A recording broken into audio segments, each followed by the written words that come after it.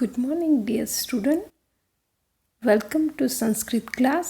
आज हम अपनी ऑनलाइन टीचिंग आगे बढ़ाते हुए संस्कृत सब्जेक्ट में चैप्टर नंबर 15 का अभ्यास करेंगे। चैप्टर नंबर 15 है जयः पराजयो वा, यानी इससे क्या माने, जय या पराजय। भाई ये हमारी हार है या जीत, ये क्या माने, तो इसको लेकर ये चैप्टर पढ़ना है। अब ये चैप्टर पढ़ने से पहले हम थोड़ी इसकी जानकारी लेंगे कि इस चैप्टर में क्या बताया गया है। छात्रों, हमें पता है कि युद्ध जो है वो प्राचीन काल से होते आए हैं और इतिहास भी ये साक्षी रहा है कि समय समय पर मनुष्य जो है वो युद्ध करता रहा है। प्राचीन काल में भी जब युद्ध होते थे तो स्त्री बच्चे सब निराधार हो जाते थे। माताएं अपने पुत्र को और सुहागनें अपने सुहाग को खो बैठती थी, यानी पूरे परिवार को वो नुकसान होता था। लेकिन तब जो युद्ध हुआ करते थे उसमें पृथ्वी, जल, वायु, आकाश या कुदरती जितने भी तत्व हैं उसकी हानि नहीं होती थी, भाई उसको कोई नुकसान नहीं होता था। लेकिन आज जो युद्ध हो रहे हैं तो उसमें ऐसे रासायनिक जहरीले पदार्थ प्रयोग किए जाते हैं जिसके कारण हमारे ये तत्व जल, वायु, पृथ्वी, आकाश जो है वो प्रदूषित हो चले हैं। और कहते हैं कि सभी में जल और वायु के प्रदूषित होने के कारण आज मनुष्य जो है कई ऐसे असाध्य, जिसका बहुत मुश्किल से इलाज मिलता हो, ऐसे रोगों का शिकार हो गया है। और न जाने आने वाली पीढ़ियों में भी ऐसे कितने युद्ध होंगे या अभी भी ये तत्व को कितना नुकसान होगा कि हम बता भी नहीं सकते कि वो लोग किस प्रकार की पीड़ा को भुगतेंगे। यहाँ पे छात्रों इस चैप्टर में युद्ध के दुष्परिणामों और उसकी भयानकता की ओर संकेत किया गया है। कहते हैं कि युद्ध जो है वो मनुष्य के लिए कभी भी अच्छा नहीं हो सकता, लेकिन शुरू से ही मनुष्य समय समय पर अलग अलग शस्त्रों से, अस्त्रों से वो युद्ध करता रहा है और खुद ही अपना अनिष्ट बंद करता जा रहा है। यहाँ पर जो बात बताई गई है, कहते हैं कि युद्ध जो है वो चाहे वो हार वाला पक्ष हो या जीत वाला, पर वो किसी के लिए भी अच्छा या इष्ट लेकर नहीं आया, वो हमेशा से अनिष्ट लेकर ही आया है। इस चैप्टर में बताया गया है कि अर्जुन जो है वो स्वर्ग से पृथ्वी पर भ्रमण करने के लिए, घूमने के लिए आते हैं और तब वो यहाँ पे जिस प्रकार से युद्ध की भयानकता और उसके दुष्परिणामों को सुनते हैं तो उसकी ओर ध्यान हमारा आकर्षित किया गया है और उन द्वारा हमें भी ये मॉरल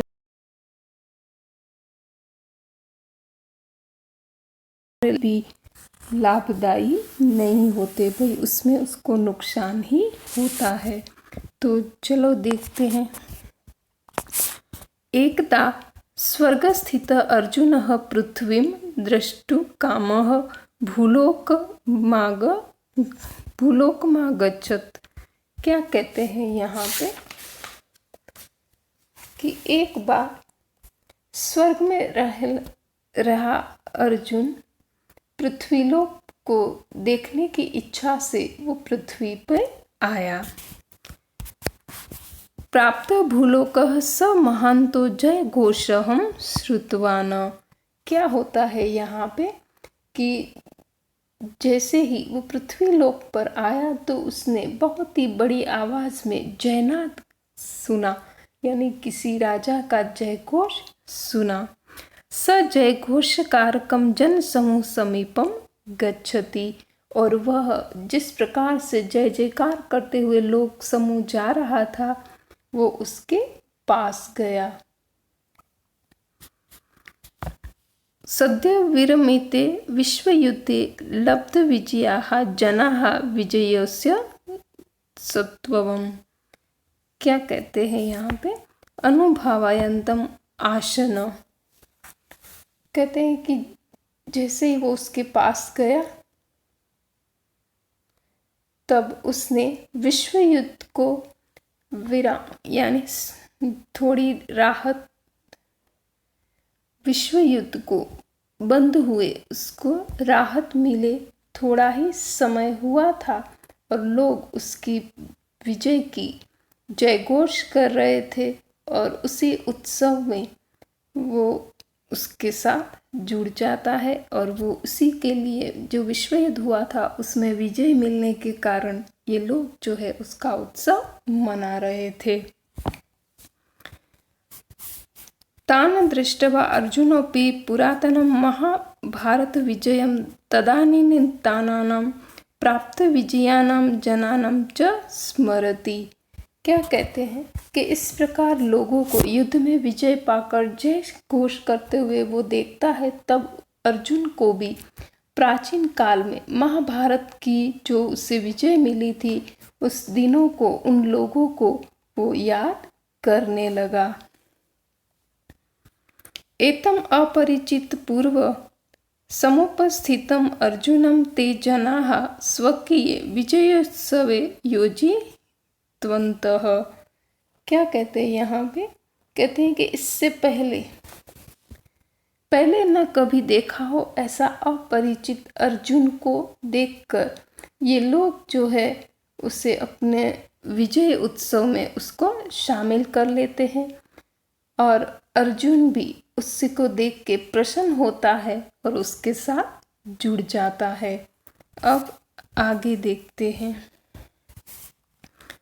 अर्जुनो अपि जातः हर्षते सह संलग्नो अभवत्, यानी वो भी हंसी खुशी उसके उत्सव में जुड़ जाता है।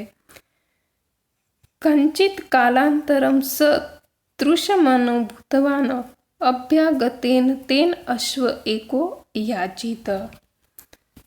क्या कहते हैं कि कुछ समय के बाद उसे थोड़ी प्यास लगी और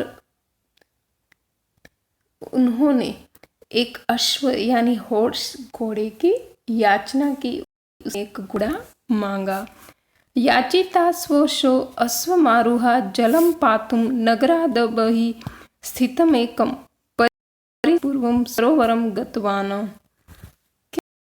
क्या है कि एक घोड़े को वो प्राप्त करके उस पर बैठ कर के पानी पीने के लिए वो नगर से बाहर एक कुछ जाने पहचाने से सरोवर के पास चला जाता है। तत्र यदा स जलपानाय उद्यतो भवति तदा कस्यचित् पुरुषस्य ध्वनिं श्रुतवान्। कहते हैं कि जैसे ही वो वहाँ जाकर के उस सरोवर का पानी पीने के लिए जैसे ही प्रवृत्त होता है, झुकता है, तभी उसने किसी इंसान की आवाज़ सुनी। क्या कहा उसने?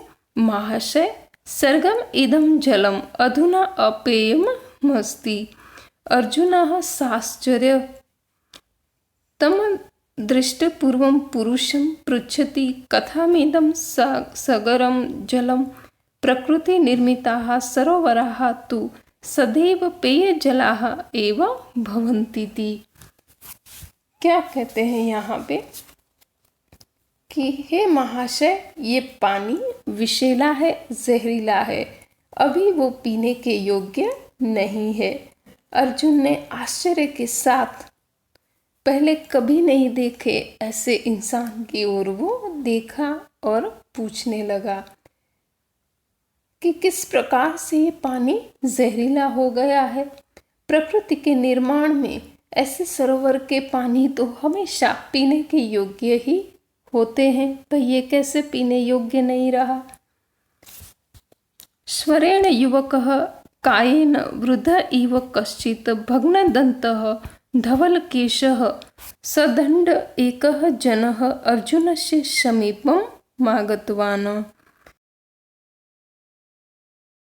उसकी आवाज़ सुनकर और युवक और उसके सामने एक वृद्ध इंसान जो है वो खड़ा हो जाता है। कैसा वृद्ध इंसान कि वो वृद्ध है, दांत भी उसके टूटे हुए हैं, बाल उसके सफ़ेद हो गए हैं और हाथ में लकड़ी लिए हुए अर्जुन के सामने आता है।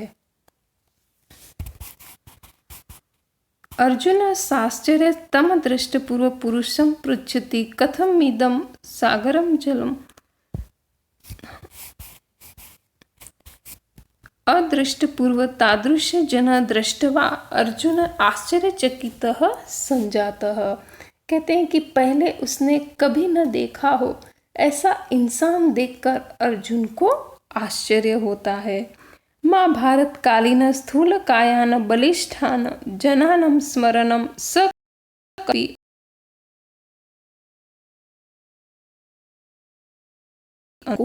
महाभारत कालीन बहुत ही वृद्ध किंतु अच्छे शरीर वाले बलवान लोगों की याद आ गई और वे कष्ट महसूस करने लगा, उससे दुख का अनुभव होने लगा। अब अस्य एतादृश स्थितं दृष्ट्वा अर्जुन साश्चर्य पृष्टवान को भवान कस्मात् तव ईदृशी अवस्था जाता। कहते हैं कि उसकी ऐसी दशा देखकर के अर्जुन आश्चर्य में पड़ जाता है और साथ ही उससे पूछता है, क्या पूछता है कि आप कौन हैं और आपकी ऐसी हालत क्यों है या कैसे हुई। और यहाँ पे अर्जुन जो है वो उससे आगे बातचीत करने लगता है। तो आगे का चैप्टर हम नेक्स्ट वीडियो में देखेंगे।